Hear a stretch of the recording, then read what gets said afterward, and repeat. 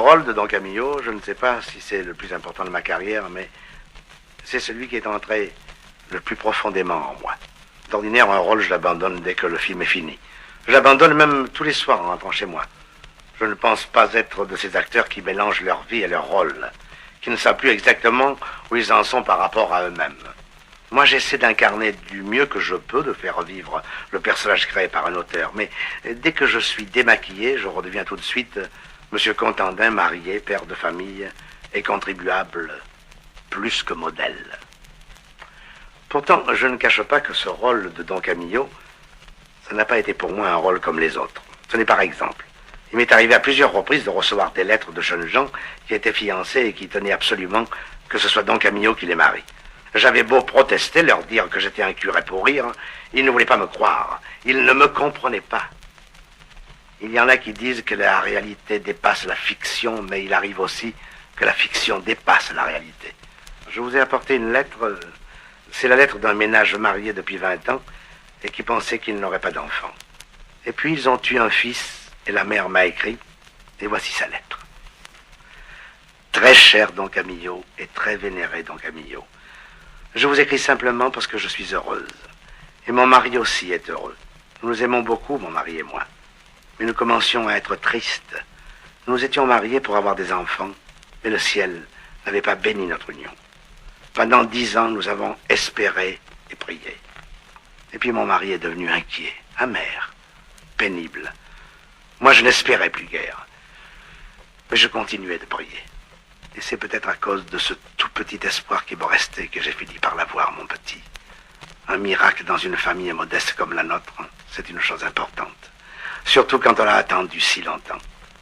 J'ai 45 ans, Don Camillo. Ce petit, je l'ai attendu 20 ans, et peut-être, nous ne pourrons pas, mon mari et moi, l'élever jusqu'au bout. Nous sommes presque des vieux.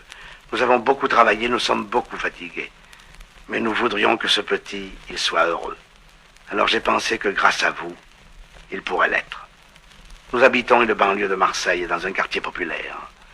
Le voyage, nous ne pourrons pas vous l'offrir, parce que des sous, nous en avons guère. Mais si vous vouliez faire le voyage et venir baptiser le petit, nous serions les plus heureux de toute la terre.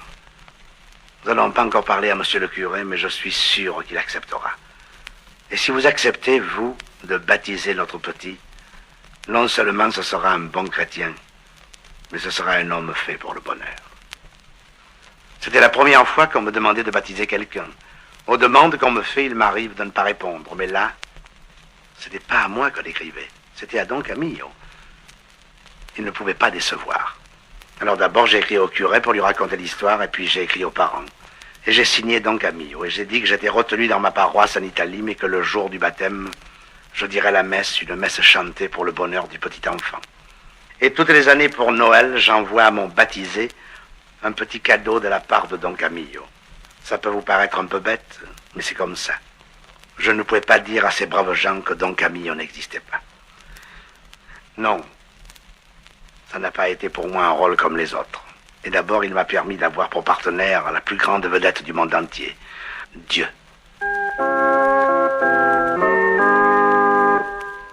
Seigneur, les pères se haïssent. Les enfants se haïssent. Qui pourra arrêter ça? Même vous qui avez été mis en croix pour ces maudits, vous n'y pouvez rien. Le monde n'est pas encore fini, Don Camillo. Il commence à peine. Là-haut, nous mesurons le temps par milliards de siècles. Il ne faut pas perdre la foi. Il ne faut pas désespérer des hommes. Nous avons le temps, Don Camillo. Nous avons le temps. C'était Jean de Bucourt qui tenait le rôle de Jésus, mon patron. Naturellement, on ne le voyait pas. On n'entendait que sa voix. Et c'était une des plus belles voix, des plus bouleversantes que j'ai jamais entendues. Don Camillo, tu manques toujours de modestie. Je t'en prie, calme-toi. Retiens la vapeur.